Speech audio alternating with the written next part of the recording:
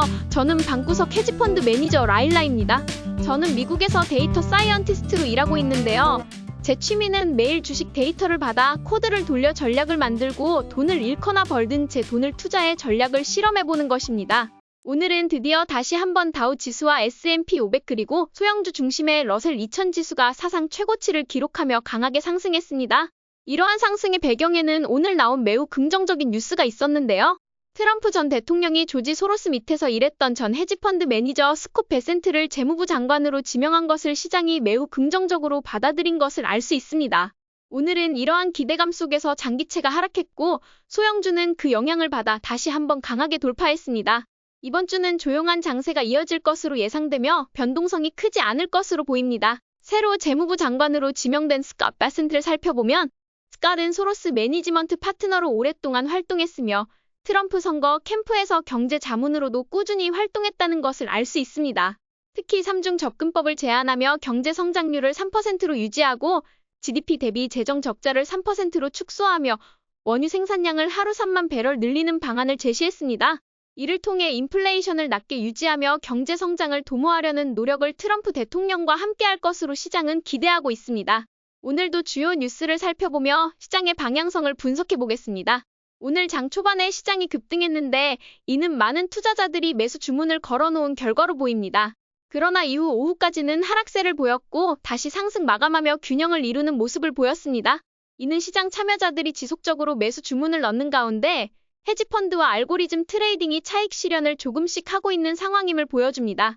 S&P 500 지수는 장 초반에 6천선을 돌파했으나 마감까지 이를 유지하지 못했습니다.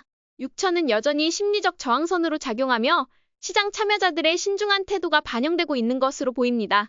흥미로운 점은 동일 비중 S&P 500 지수가 전고점을 돌파하며 역대 최고치를 기록했다는 것입니다. 이는 빅테크 중심의 일반 S&P 500 지수가 빅테크 주식들의 약세로 인해 상승에 제한을 받고 있는 반면 해당 자금이 다른 섹터로 유입되고 있음을 보여줍니다. 나스닥 지수 역시 약간의 상승을 보였지만 S&P 500에 비해 여전히 전고점을 돌파하지 못한 상태입니다. 반면 동일 비중 나스닥 지수는 전고점을 돌파하며 강한 모습을 보였습니다. 이는 빅테크 주식들에서 자금이 빠져나가는 반면 중형주를 중심으로 자금이 유입되고 있음을 의미합니다. 결과적으로 다양한 중형주가 고르게 상승하는 모습을 확인할 수 있습니다. 이처럼 동일 비중 S&P 500과 나스닥 100 지수가 전고점을 돌파한 것은 모든 섹터로 자금이 분산되고 있음을 보여줍니다.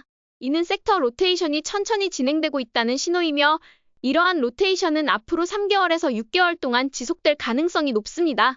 따라서 중형주 중에서 리더 주식을 찾아 투자하는 것이 중요하다고 생각합니다. 다우 지수는 다양한 산업이 포함된 만큼 전고점을 돌파하며 강한 추세를 이어가고 있습니다. 이 상승 추세는 당분간 지속될 것으로 보입니다. 지난 금요일에는 중형주가 전고점을 돌파했으며 오늘은 소형주가 전고점을 돌파했습니다. 현재 모든 불확실성이 사라진 상태이기 때문에 이러한 긍정적 분위기는 최소 취임식 전날까지 혹은 허니문 기간 동안 3개월에서 6개월간 이어질 가능성이 높습니다. 현재 모든 시장 지수는 대상승장의 흐름을 이어가고 있으며 자금의 섹터 로테이션이 미묘하게 진행되고 있습니다. 이러한 흐름을 지속적으로 관찰하며 투자한다면 단기 트레이딩에서 높은 수익을 기대할 수 있는 환경이라 판단됩니다. 그러나 여전히 S&P 500과 나스닥 중심의 투자는 유지하는 것이 중요하다고 생각합니다. 이제 레버리지 ETF들을 살펴보도록 하겠습니다. UPRO는 여전히 강한 모멘텀을 이어가고 있으며 이 랠리가 내년 초까지 지속될 것으로 보고 있습니다. 따라서 내년 초까지 긍정적인 전망을 유지하고 있습니다. 반면 반도체 ETF인 USD는 오늘 50일 이동평균선을 하회하며 부진한 모습을 보였습니다. 현재로서는 횡보세를 보이고 있어 관망 자세를 유지하며 모멘텀이 다시 돌아올 때 매수를 진행할 계획입니다. 이번 주는 조용한 장세가 예상되는 가운데 공포와 탐욕 지수는 여전히 탐욕 상태를 나타내고 있습니다. 현재 자금이 전 섹터로 고르게 흘러가고 있어 시장 전체가 상승하는 모습을 보이고 있습니다. 이제 주요 자산군들을 살펴보도록 하겠습니다. 금은 오늘 다시 한번 엄청난 급락을 보였습니다. 저는 금이 고점을 찍었다고 판단하고 있는데요. 그렇기 때문에 광물 관련 원자재 쪽은 당분간 지켜보기만 할 예정입니다. 10년 만기 장기채는 하락하며 9월부터 이어져 왔던 추세가 이제 끝난 것처럼 보입니다. 이는 매우 긍정적인 신호로 보이며 내일 연준 회의록이 공개되었을 때 어떤 발언이 나올지 지켜봐야 할 것 같습니다. 그에 따라 모멘텀이 끝날지 아니면 다시 이어질지가 결정될 것으로 보입니다. 저는 오늘 숏 포지션을 청산했으며 필요에 따라 다시 진입할 수도 있습니다. 비트코인 가격은 크게 하락했으나 이것은 매우 긍정적인 모습입니다. 현재 단기 이동평균선 가까이 접근하고 있는 상황이며 해당 선에 도달했다가 반등할 때가 매수 타이밍이 될 것으로 보입니다. 비트코인은 내년에도 주도적인 자산으로 계속 이어질 가능성이 높기 때문에 관련 주식은 매수 기회가 왔을 때 꾸준히 모아가는 것이 좋다고 생각합니다. 다만 저만의 추가 매수 시점은 아직 도달하지 않은 것 같습니다. 로빈후드가 가장 강한 모습을 보일 것이라고 예측했는데 역시나 로빈후드는 비트코인과 마이크로 스트래티지의 하락에도 불구하고 계속해서 상승하는 모습을 보여주고 있습니다. 왜냐면 비트코인과 친구들 중 유일하게 실적이 제대로 나오고 있는 회사이기 때문입니다. 코인베이스는 드디어 저항선과 지지선을 찾은 것 같습니다. 이제 빅테크 주식들을 살펴보도록 하겠습니다. 아마존의 매력도가 엔비디아보다 앞선 것처럼 보입니다. 엔비디아에서는 자금이 계속 빠져나가고 있으며 이러한 자금들이 다른 섹터로 흘러가고 있는 모습이 관찰됩니다. 하지만 테슬라와 넷플릭스는 여전히 11월과 12월 시장을 이끌어갈 주축으로 예상됩니다. 현재 빅테크 주식들은 죽은 돈처럼 보이기 때문에 모멘텀이 돌아온 것을 확인하기 전까지는 매수할 이유가 없어 보입니다. 반면 최근 조용했던 애플은 모멘텀이 서서히 회복되는 모습을 보여주고 있습니다. 엔비디아의 오늘 하락으로 인해 걱정하시는 분들이 많으실 텐데요. 크게 걱정하실 필요는 없습니다. 특히 엔비디아를 초창기에 매수하신 분들은 200일 이동평균선이 붕괴될 때까지 걱정할 필요가 없다고 생각합니다. AI 사이클이 끝날 때까지는 그대로 유지하는 것이 현명할 것으로 보입니다. 다만 당분간 엔비디아에는 큰 손의 자금 유입이 예상되지 않기 때문에 지금 진입하려는 분들은 횡보 국면을 염두에 두셔야 할 것입니다. 단기적인 급등은 당분간 어려워 보입니다. 스윙 트레이딩 관점에서 9월 24일에 매수하신 분들은 50일 이동평균선이 붕괴되면 일부 매도하는 것이 좋겠지만 그렇지 않다면 계속 보유 관점으로 접근하는 것이 바람직하다고 봅니다. 넷플릭스는 오늘 다소 하락했으나 그동안 큰 상승을 기록했기 때문에 이번 하락은 단순한 조정으로 보입니다. 단기 이동평균선이 붕괴되기 전까지는 여전히 보유 관점을 유지할 예정입니다. 메타는 겉보기에는 큰 하락처럼 보일 수 있지만 9월 초 돌파했던 가격대를 지지선으로 유지하고 있습니다. 이 지지선이 유지되는 한 메타 역시 보유 관점으로 바라보는 것이 적절하다고 생각합니다. 이제 섹터 ETF들을 살펴보겠습니다. 오늘 금융주, 이미소비재, 산업재 섹터가 돌파하며 상승세를 보였습니다.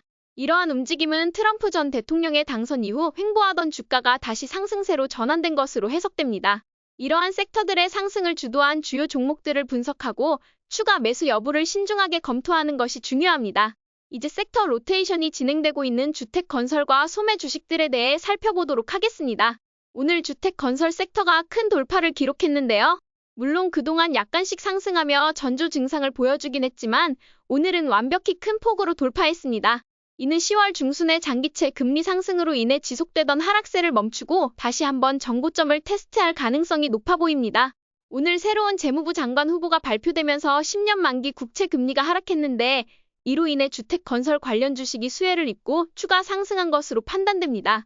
오늘 아침에는 주택건설 ETF가 돌파해서 급하게 이 섹터에서 가장 유명한 주식 4개를 살펴보았고 그 중에서도 가장 차트가 아름다웠던 톨 브라더스와 테일러 모리슨 홈을 매수했습니다.